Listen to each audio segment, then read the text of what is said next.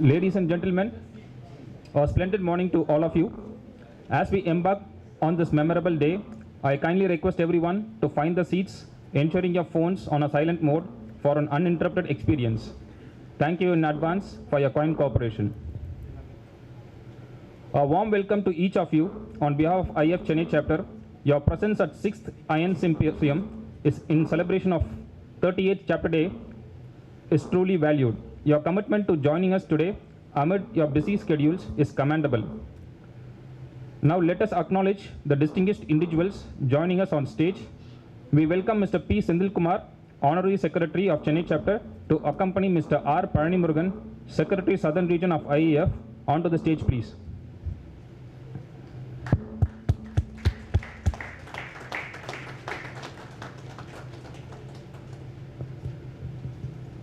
We now request our Chennai Chapter Chairman, Mr. V.K. Raman, and our Organizing Committee Chairman, Mr. K. Dayalan, to accompany our Chief Guest of the morning sessions, Mr. Ranganath N.K, ex-Managing Director, Grundfos Pumps India Limited, and Board Member of L&T Valves, onto the stage, please.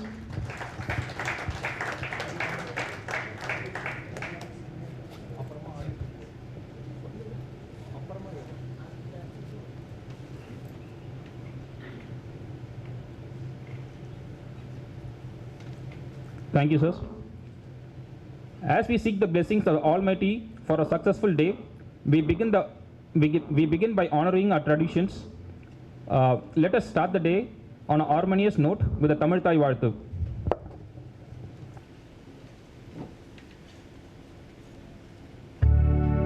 நீராறும் கடலொடுத்த நிலமடந்து எழிலொழுகும் சீராரும் வதனமென திகழ்வரத கண்டமிலே எக்கணமும் அதிசிறந்த திராவிடனல் திருநாளும் தக்க சிறு பிறை முதலும் கலிதனரும் திலகமுமே அத்திலக வாசனை போல் அனைத்துலகும் இன்பமுற எத்திசையும் புகழ் மணக்க இருந்த பெரும் தமிழனங்கே தமிழனங்கே உன் சீரிழமை திறமியந்து செயல்மறந்து வாழ்த்ததுமே வாழ்த்ததுமே வாழ்த்ததுமே.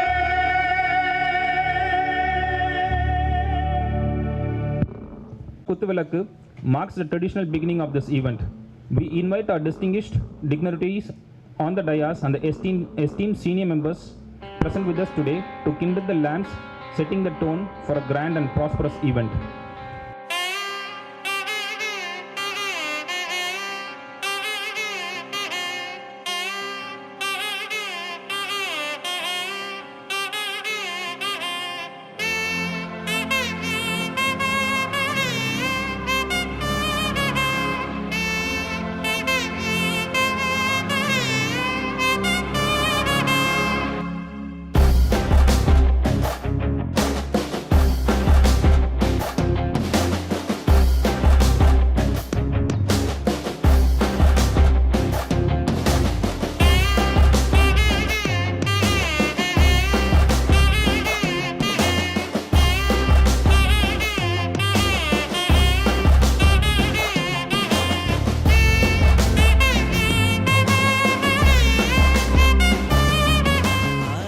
Now we welcome our Chennai Chapter Chairman, Mr. V.K. Raman, to deliver the welcome address to the gathering.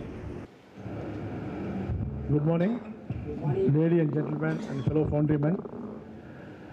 It gives me immense pleasure to welcome you all and the dignitaries who are on the dais and off the dais for this grand occasion.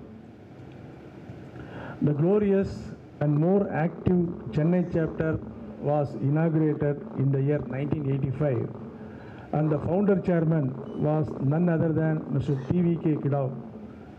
His photo is displayed now, who is the father of Chennai chapter, who was also the managing director of Madras Metallurgical Services. So today is the birthday of Chennai chapter. This year, thank you. This year we are celebrating our 38th birthday and 6th Iron Symposium today, the 24th November 2023. On this happy occasion, we have organized different programs on the theme of creating transformed workforce, which is in line with our presidential theme, starting with chapter level quiz, industries visit to all the members, regional level quiz competition, and the technical seminar on the set theme today, followed by the chapter day celebrations along with awards ceremony today evening. I wholeheartedly welcome our chief guest, Mr. N.K Ranganath, Independent Director and Consultant, for today's 6th Iron Symposium Technical Seminar, and also request him to inaugurate the symposium and seminar. I also welcome all the eminent speakers of today's technical seminar.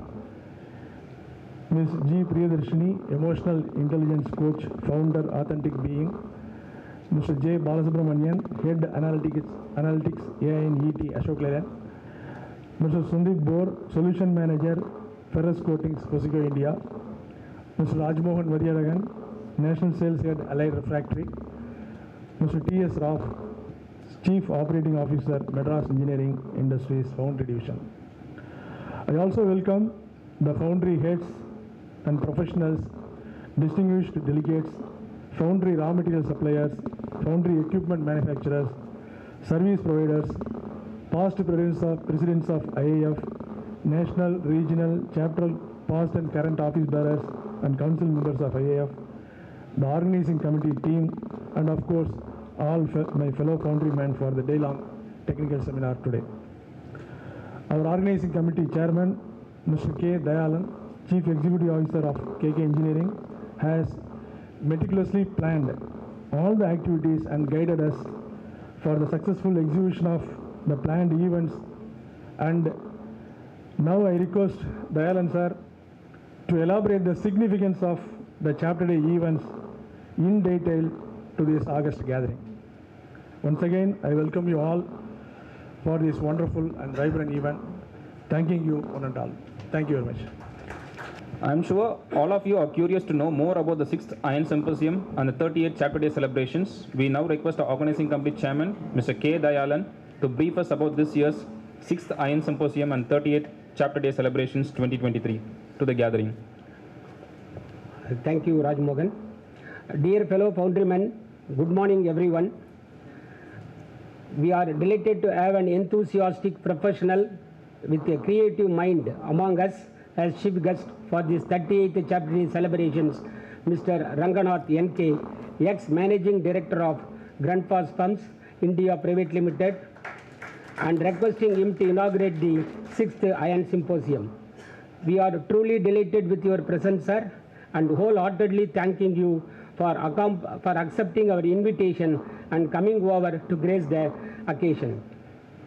We wholeheartedly welcome the past chairman of Chennai chapter, Southern Region, secretaries of Southern Region and Chennai chapter, and office bearers and council members of the Southern Region, and as well as the fellow Foundrymen and a lady. Distinguished fellow Foundrymen, to this 38th Chapter Day celebration is being celebrated today. My sincere and heartfelt thanks to the Chairman and Council of Chennai Chapter for giving me an opportunity to serve as the Organizing Committee Chairman for this occasion. We, the Team Chennai, started our preparations for this 38th Chapter Day celebrations and the 6th Iron Symposium in the month of September 2023. And the tireless work of the team is commendable. We planned our activities smoothly by way of conducting chapter quiz competition on 4th November 2023, works visit to industries on 17th November 2023, Southern Region quiz competition to be conducted in the afternoon, finally chapter day celebrations by today evening. Today we are going to inaugurate the 6th Iron Symposium, with which is the brainchild of our past chairman of Chennai chapter, Mr. R. Saktivel Tirunavukarasu, and this year we have chosen the theme as creating transformed workforce, which is in line with one of the presidential themes. The best minds in the council suggested the 5 eminent speakers in the country, and we are inviting Mrs. G. Priyadarshini, Mr. J. Balasubramaniam, Mr. Sandeep Bor, Mr. Rajmohan Madhiragan, and Mr. T.S. Rao to present the paper on today's topics. After a mouth-watering lunch, 14 foundries bright minds are going to compete with each other in the Southern Region Quiz Competition by 3 o'clock. A well-known personality and technical advisor of Snam Alloys Private Limited, Mr. S. Nadimuthu, will be the quiz master for the program. Today evening we are celebrating 38th chapter day by 6:30 p.m. in the same venue, and Mr. Bhaskar Radhakrishnan, Managing Director of Batter India Private Limited, will be the chief guest and will address the gathering. For the first time in the history of Chennai chapter, we are going to introduce Chennai chapter awards on 15 categories, and the awardees will be honored in the evening function. In order to entertain the gathering during the dinner, we are engaging a karaoke singer who will be captivating the gathering.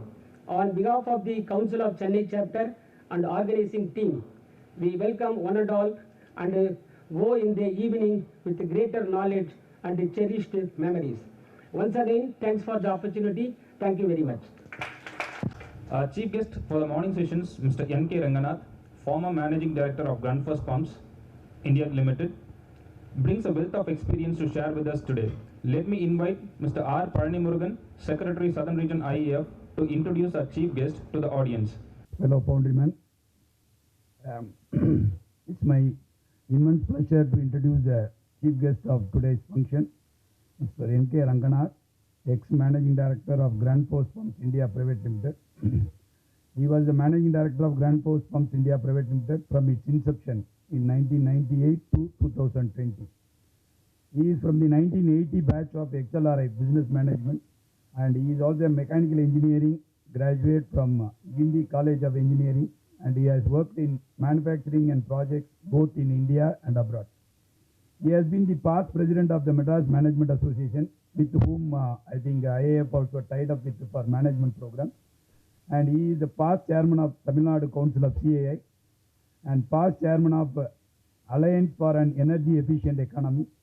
He has been on the national committees of CAI for skill development, manufacturing, CSR and water. He is an independent director on many listed and non-listed companies, and he is part of the advisory boards of a couple of NGOs. Now I would welcome our chief guest to address the gathering. One lady and all gentlemen, esteemed members of the Institute of Indian Foundrymen, and all the guests out here, and perhaps some aspiring professionals. Namaste, namaskaram, vanakkam, good morning to all of you. I just was looking at that and it said 30 minutes. If I speak for 30 minutes, you'll go to sleep because I'm not a politician. So there's no way of keeping you up. So I'd rather have it interactive after I speak. I deem it truly an honor to stand before you. And I don't know why they call me as a chief guest, but I leave it all because it's basically foundries are the basis of any industry and industrial revolution, because without metal, you're not going to get anywhere. Okay, plastics have replaced metal, but will never replace it fully. So I'm happy to be here. I'm sure you're all talents in the foundry industry, and I extend my heartfelt gratitude for having invited me here to share my thoughts on a subject which is of paramount importance not only to foundries but also to every aspect of this country, this state. If we at all we have to be competitive in this world, which is creating a transformed workforce. The landscape of business is very dynamic in the 21st century. Industries are facing unprecedented challenges, but they're also having unprecedented opportunities if they're able to convert these challenges to opportunities.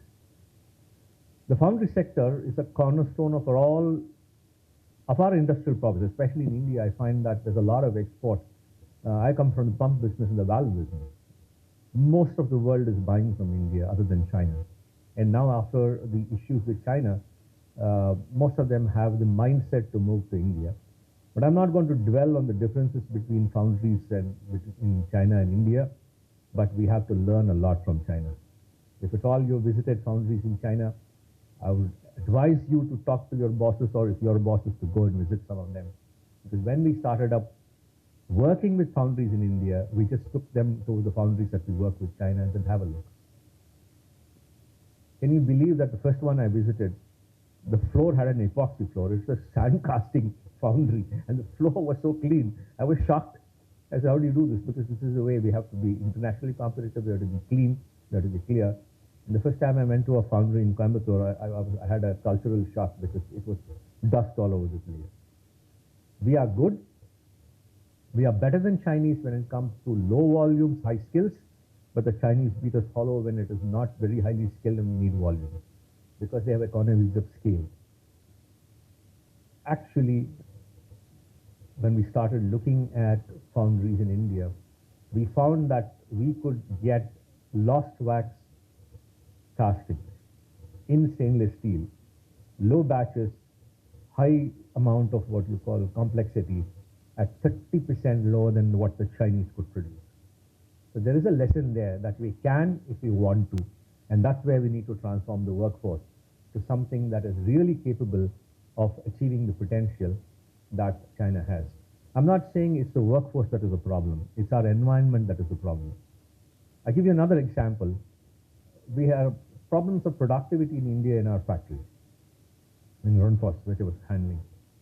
And the Danes were kept complaining, oh, how come you're not producing enough? Maybe you have to train your people. I said, okay, here's the deal. I will send 10 of my blue-collar workmen to Denmark, you make them work for 3 months, and I'll get them back. When they went there, the first 2 weeks, they could not produce enough. By the end of 3 months, they were producing 2 times more than the Danish.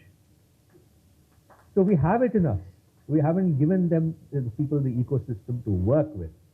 And when they came back, they were my ambassadors in the plant to ensure productivity. And even today, I think Grundfos India is one of the most highly productive plants in the Grundfos world. And we are comparing ourselves with international plants, not just the Indian ones. So there is the intrinsic ability in the Indian mind. I always never tire of saying this. I have worked with 17 nationalities over the last 50 years, both senior to me, junior to me, and blue collar, white collar, everybody. I've never seen a mind more agile and intelligent than the Indian mind.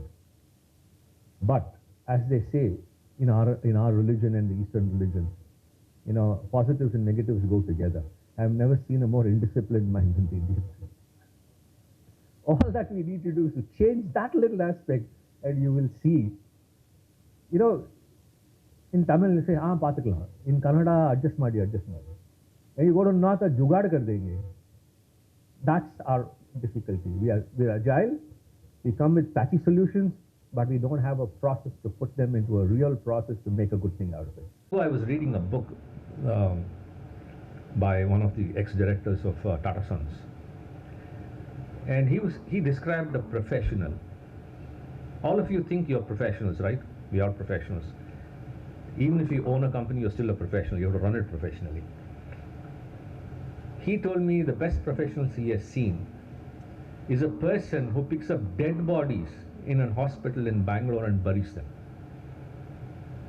irrespective of which caste, which color, which creed, which religion. I said, why do you say that? He actually finds out the religion of that body and performs every rite as per that. There's no family, no nothing. He does it free for them. These are abandoned dead bodies, and he certifies.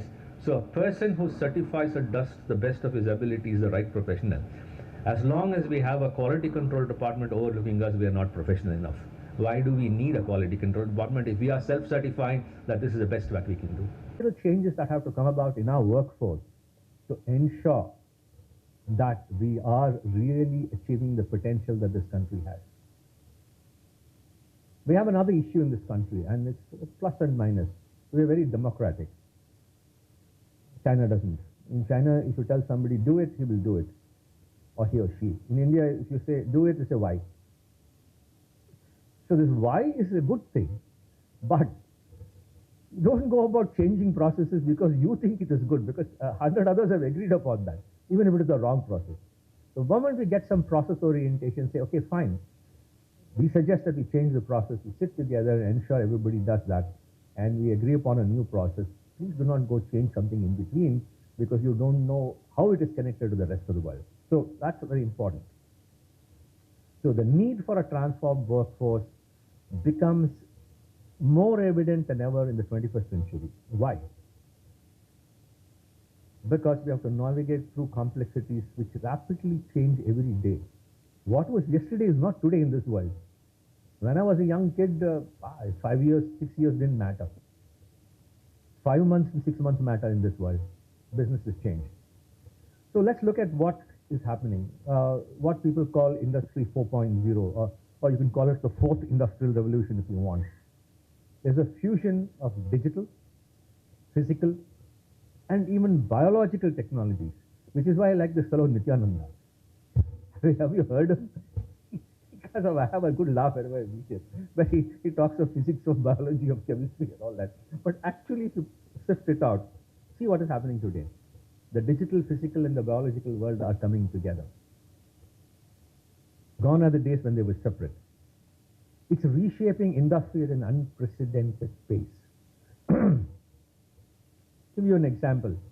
All of us had scooters and cars in the past. There was no electronics in it. I could repair my own scooter and car. If I open a car now, I don't even know what's happening. I have to call my son whose business is this, and he'll bring me an electronic meter. I said, but this is an engine. He said, no, Dad, it's got an ECU. I said, okay, this ECU. No, it has 7 ECUs. I said, what are you supposed to do about it? If the ECU doesn't work, the car doesn't work. But the engine can run without an ECU, but that's the old one. So today, everything is embedded. You have embedded electronics in everything, and the cutting edge now is the US Army has been experimenting in embedding chips in human beings. It's an amazing thing of wanting the soldiers to see like eagles and smell like dogs. And the first good thing that has come out of it is there was a blind man who has embedded this chip. He can't see clearly, but if you throw a ball at him, he can see in pixels something coming and he's putting his hand in pocket. So that is the change that is coming in human beings. You can imagine what changes will come in industry to make yourself competitive. And if you're not at the cutting edge, you will lose out. People are afraid that we will lose jobs if automation comes. Yes, we will lose the traditional jobs, but you have to reskill and upskill people to go away from mechanical, repetitive jobs to cognitive jobs, where you start looking at what you need to do to ensure that these machines are up and running and the software is up and running. Everybody says AI will take over. Yeah, it might go sentient. In fact, there's a rumor that the boss of OpenAI, ChatGPT, was kicked out because he actually really went to making it sentient by thinking on its own. But ultimately, who's programming? There's a human being programming behind it. So we need to be clear about it. So automation, artificial intelligence, Internet of Things, these are words that you hear. They're not buzzwords anymore. They are now here to stay. And this will be the new architecture of the new industrial era. And I'm sure, even though a foundry is still very, what you call, still needs a lot of handwork and needs a lot of craftsmanship at times when you do your core, but quite a bit of it is getting automated. And it's getting automated more rapidly, so it will come. So to thrive in this era, we must transform the workforce that we have. There is no option. If you're not going to reinvent yourself, you're going to become irrelevant. How many of you have children? See the ease with which they handle a smartphone and difficulty you have in handling a smartphone. Little child happily knows what to do. Right, here we are. I have to go ask my son, who are not children, right? What am I supposed to do with this? Come on, Dad, you don't even know this. They don't know how to write with a pen, but they can handle a joystick so well that you and I can't do. Ultimately, everything is going to be on the joystick or a button. So how are you going to reinvent yourself? One of the best examples is my mother. She was unwell, she's going to go out. She said, what do I do? I said, Mom, what if I give you a computer? Will you learn? So at her 75th birthday, I gave her a PC. And within 6 months, she was so adept. Everything she had, because she couldn't go out, she started ordering online to get delivered, even with the local stores. So I said, so this is, we are capable.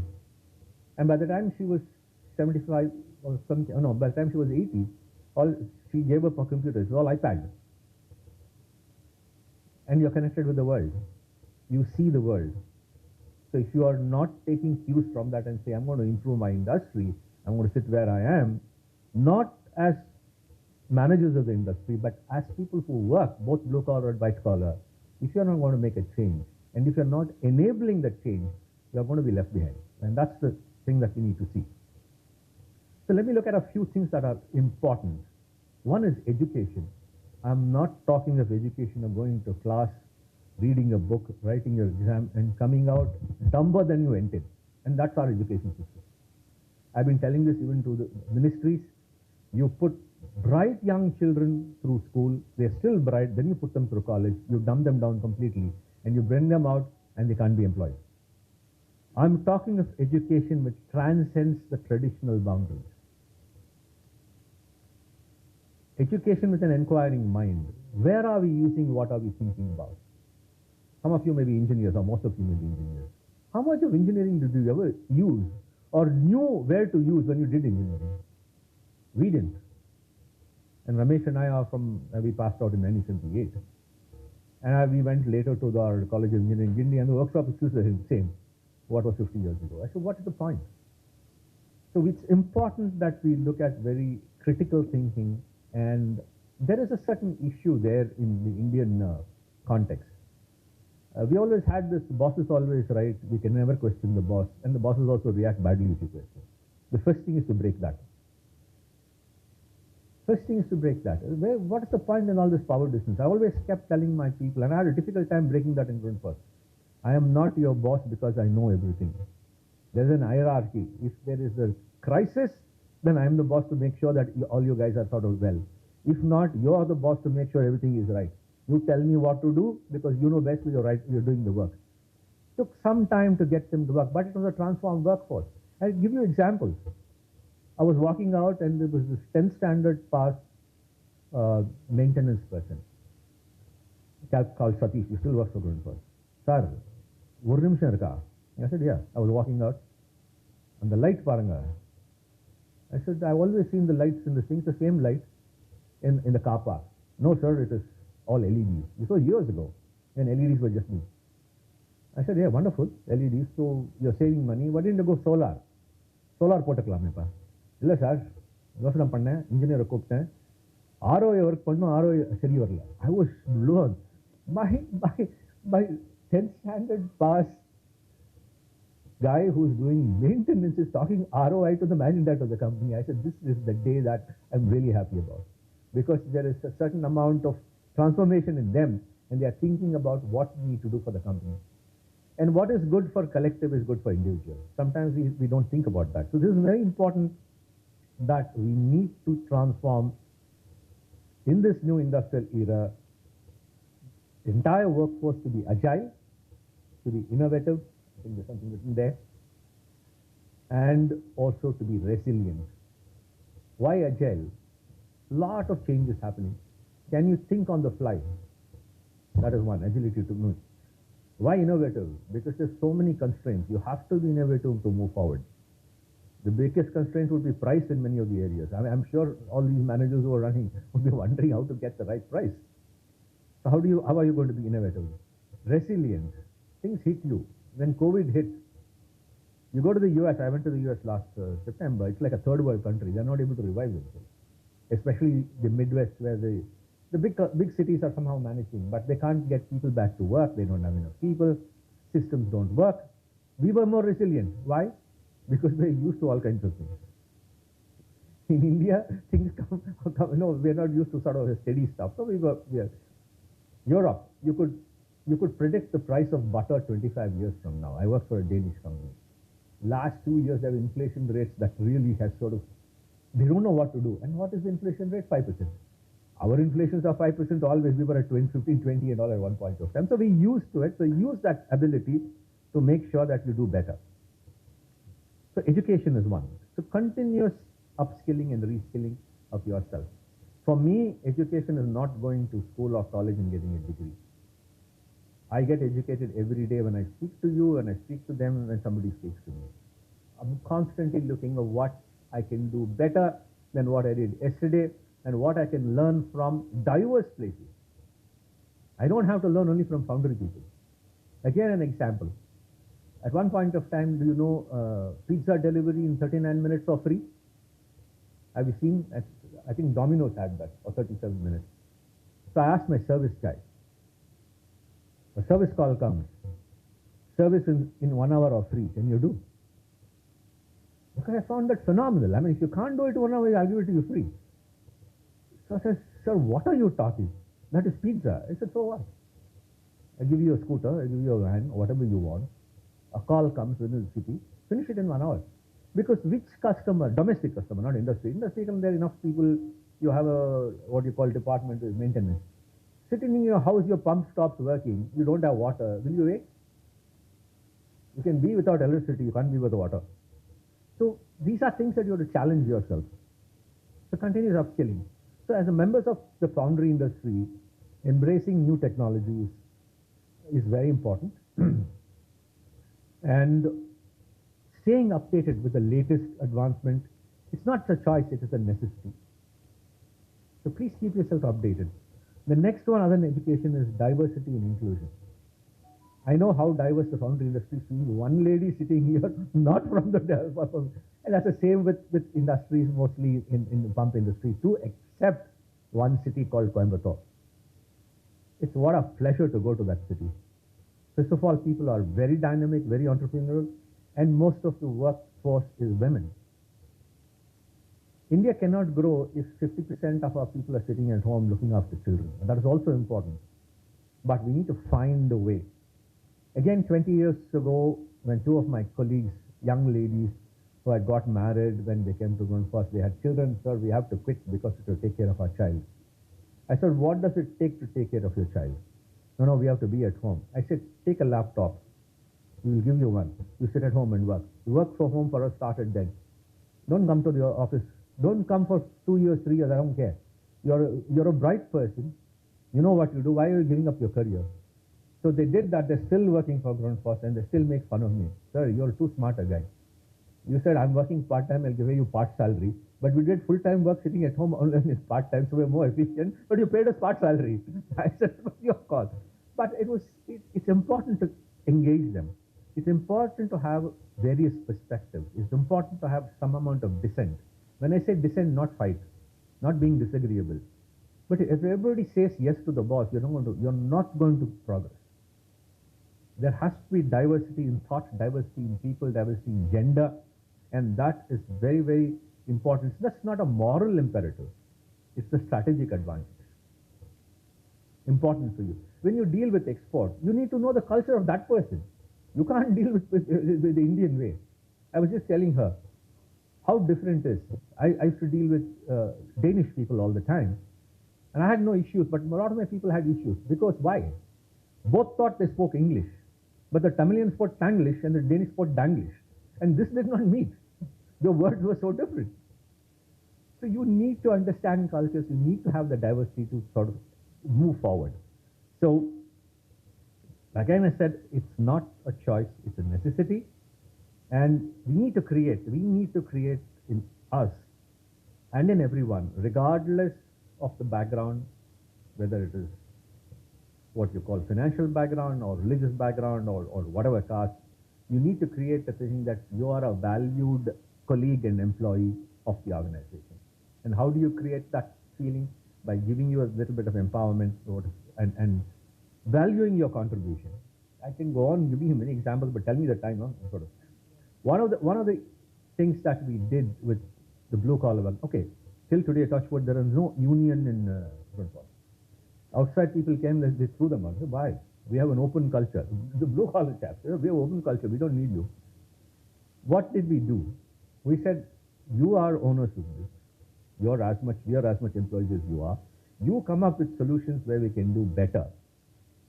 And whoever gives this Kanban suggestions that we had, that person was made a head of the team, and maybe his boss and some other bosses would work as his under him to execute it. He says, here is your budget. So the sense of belonging, the sense that they had created something and they can see and they were made responsible for themselves, created such a feeling. Said, and it was an open thing. And anytime they could walk into my room, and I'll give you another story of empowerment. I was sitting with a customer. A blue-collar worker in his uniform walked in. Somebody said, sir, நீங்க என்ன படங்களோ அது சரியில்லை sir, நான் ஒத்துக்க மாட்டேன். I said, ஒரு customer இருக்காப்பா, நான் வரேன். I'll come to your place. Let's discuss this out. We'll see if your solution is better, it's your solution. If I can convince you, it's my solution. The customer was shocked. How can he talk to you like this? You're the managing director, he's a worker. I said, what did he talk? Did he come and talk to me about how he's dissatisfied with me as a person? Did he come and talk to me about why he needs more money? Did he come and talk to me that he's got problem with somebody else? He came and spoke to me about a process. I would award him because he's got that kind of, engagement to come talk to me about a process, and he's taken ownership of that. He need not have. So when you go and talk to the person, and we discussed, and I told him this is how it is, he finally agreed that my thing was a little better because he had not seen others, the other impact of it. But I told him, good, you have a good mind, now you run this process, and you tell me what better you can do. So it needs some kind of empowerment. It needs a lot of effort from the managers and the bosses of companies to ensure that change comes, and it needs a lot of trust from the people who are working to ensure that comes. One of the issues that I don't like about India is the power distance. In the company, you go. The first thing, they invite you. They stop you at the gate and ask you for a pass. I said, why did you invite me if you want me to get out and take a pass? I looked at all this. I changed everything. Any invite into Group for the pass will be ready. The first two car parks for visitors, you will park inside and you will be escorted in. And if somebody who has called you makes you wait for more than 3 minutes, we'll pick on that person and say this is not done. Whether it's even a chai wala coming to visit us. 2, canteens will now not have a separate managerial canteen. You stand in the same line, whether you're a manager director or worker, and wait in line for your food. You create certain democracies. Why? Why are we more entitled? Yes, we have a different salary, we have different perks, that's fine. We have different responsibilities. If something happens to the company, I go to jail. The worker doesn't go to jail. So those responsibilities, I'm given the thing. So this is something that we need to build, that hierarchy, power distance is not to be there for running of the company. It's only when you have a crisis that somebody takes responsibility. So this is something that you need to build amongst your people. So diversity and inclusion, when employees are empowered, they give their best. The third thing I want to talk about is to foster a culture of innovation. Foundry industry has a history of craftsmanship. I think foundries and carpentry was all individual craftsmanship. The way you made your mold, the way you made your forge, was all by hand. Now it's changing slowly. But to remain competitive, we have to couple tradition with the new innovation and the modern. You have to couple it. I tell you, it's very important to look at tradition. I'll give you an example of a chap called Rajendra Singh, who won many awards. He converted a part of Rajasthan from a desert into a green area. So he spoke to people, and he speaks in Hindi, so I've had long conversations. He said, when you go to a village, the northern guy would sort of feel the thing. He says, "Dharti ko bukhar ho gaya." That means the earth has fever. What is that? Global warming. So we need to make changes. They had traditional knowledge. So how do you bring the modern? So he did that, and entire, you should see the before and after pictures. It's green, absolutely. So bringing the traditional craftsmanship into innovation and getting this together is very important, and encouraging the mindset to experiment, to value use experimentation, tolerate failure. I always would tell my guys, I don't mind if you fail once, but don't do the same mistake twice, because failure teaches you. Hey, young fellows here, how many of you have fallen in love? You are. It makes you a little mushy. Very soft. One breakage in that, how sharp your mind becomes, If you hate somebody, your mind is very, very sharp. So be careful about what you do. So you need to sort of, failures teach you much more. You'll never forget a failure. Right? But you can forget all successes at some point of time because you get heady in success. So learn from failures, but do not repeat it. Do not repeat it because that's very expensive. So creativity, tolerating failures, these are the driving forces behind transformation for anybody. And very important that we do that. The fourth one is leadership. And there I'm going to look at these guys who are leaders. In Sanskrit, there is a saying, Yatha Raja Tatha Praja. How the Raja is, so are his people. And that's true for every one of us. Every one of us. The best thing I ever heard was an FM station in Tamil in the year 1999. I was driving. I didn't have a driver then, or 98. Because in Danish companies, we don't have a driver. Later on, they themselves said keep a driver because it's dangerous to drive on Indian roads. So, because you also work. The Tamil station was going on in FM. I stopped the car. The question was asked, how would you like to be treated? The person said, I would like to be treated by my boss the same way he would like to be treated by his boss. I said, what a thing. If you are expecting some treatment from your boss, should you not treat your people the same way? Why differences? And I find these differences. I found one of my senior production guys was very upset because he was not addressed as sir.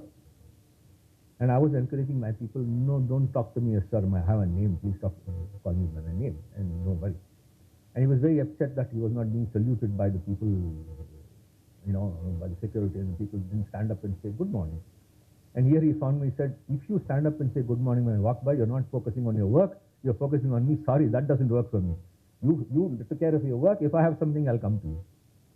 So to create a kind of situation, a culture, which allows people to be themselves, but they have to be true to it and not create dissension is tough. It's not easy. I'm sure Priyadarshini will speak about EQ. What it requires is a high EQ and not an IQ. We don't want very high IQ people all over the place. Gone are the days where the boss was Superman. Gone are the days when you as a manager are superhuman or you as an individual contributor. It is an era of networked teams.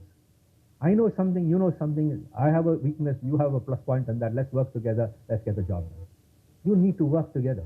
And that's what's important to ensuring that you are transforming the workforce. It requires visionary leaders. It requires really challenging yourself and critically challenging yourself, leaders who are good at managing change, not just adept at managing change, but the architects of change. You need to sort of really push this thing. Leaders who can inspire, guide, create an environment where individuals will unleash their full potential. Are you giving that eco-space? A lot of people can, oh, you did very well with Groomcast. What did I do? I was there. I created a space. The others did. Very interesting conversation. The chairman of my board asked me when I was in 1999, Groomcast was just 1 year old, what is your dream? I said that I work for Groomcast. I don't do a day's work. You still pay me and will not throw me out. He was shocked. What do you mean you don't work? I said, if I'm a good manager, my people will do all the work. I will train them. I will provide a space for them so that I can sort of, be there as a backup. So I don't do any work. You pay me. If the company is not doing well, anyway, you're throwing me out. So it doesn't feel like. So ultimately, our business as managers is not to just do, but to be there behind for your workforce and to create the ecosystem where they do. Simple again example, I'm now a committee member of the Madras Club, and there are people taking care of maintenance. So I called them. I said, you're the maintenance head. They are not even engineers. I said, it's your job. I am there to help you. What do you want to do? So today, they told me, they gave me a feedback. We have never learned so much in the last 2 months as the last 10 years we were here. I'm glad you're an engineer, you're telling us what to do. I said, go learn. If they don't know, I said, tomorrow I'm going to ask you, go to the internet, look up all this as to why this is to be done, and come back. So you have to teach people. If you have knowledge, please share it. Please share it. The best way of making, I always tell people, again tell you, if you want to grow, make yourself redundant. You want to go up? Nah, you should make yourself redundant. Somebody has to take your job so you can move forward. Otherwise, you're stuck where you are because you held back everything to yourself and you don't want to give anything. So this is important. And the last one, everybody talks about, it's become a buzzword, sustainability. For me, it's not a buzzword. I go talk across countries on this. We have to look at the environmental impact of what we do. Yesterday, I was at the Green Building Council and everybody is talking about net zero, net zero. I said, that's bullshit. How do you take net zero? You have to create a perpetual machine which is 100% efficient to get a net zero. There are losses in every system. So how do you make it zero? You can only compensate somewhere and you lose somewhere. So let's not talk net zero, let's make it that every bit of resource is still available to the generations that come by. Use it well. I can be net zero by consuming massive amount of power and putting some 200 lakh trees somewhere and say, oh, I am carbon neutral. My business is not to use that power. My business is to reduce the power for every unit of production that I do. And that's what's important. So sustainability, the environment impact of that item. So what is happening now, especially for an export? The customer is demanding it. So whether you like it or not, you have to do. So it can't be just sort of talk. So it's important that customers are demanding, the investors will also demand if they're investors. So let us be stewards of the environment, ensuring that the industry that we are in this case, the foundry industry, we leave a positive legacy for the generations to come. And that's important. That is the thing. So in conclusion, the journey towards transformed workforce is not an option. It is imperative. So we understand that. The institutes like the Institute of Foundrymen, Indian Foundrymen plays a pivotal role in shaping the future of industry because you are the think tank for the industry, the collective think tank. So by embracing this education, diversity, innovation, strong leadership thing and sustainability, I think you can create a workforce that not only survives but thrives in the face of challenges. And challenges are going to be there every day. So I hope and I have full confidence that the foundry industry, with its rich heritage and the adaptability you have shown now in the last few years, will lead the way in creating a workforce that is not prepared for the future, but also actively shapes the future. We should take away what China is doing today. We can never be China, we don't need to, but we should take away some of it, saying that we can do it better. So let us together forge a path of progress and prosperity for the industry at large and for the foundry industry specifically. And let me thank you for having listened to me, and I'm happy if you have questions, if you have the time. And may the flames of innovation and excellence continue in all of you and bring the foundries of India to the fore in the world stage. Finally, I would say Jai Hind.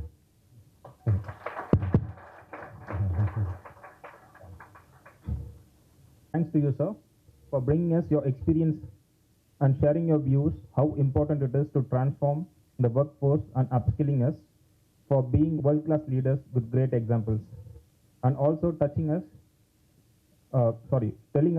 how perfection and professionalism helps us in going a long way, and also touching on leadership skills.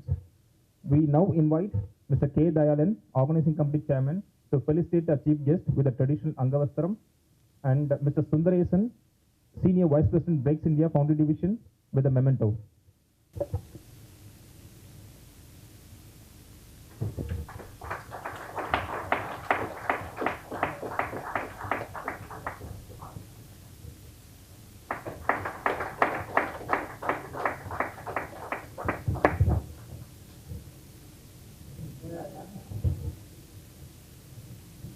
Thank you, sir.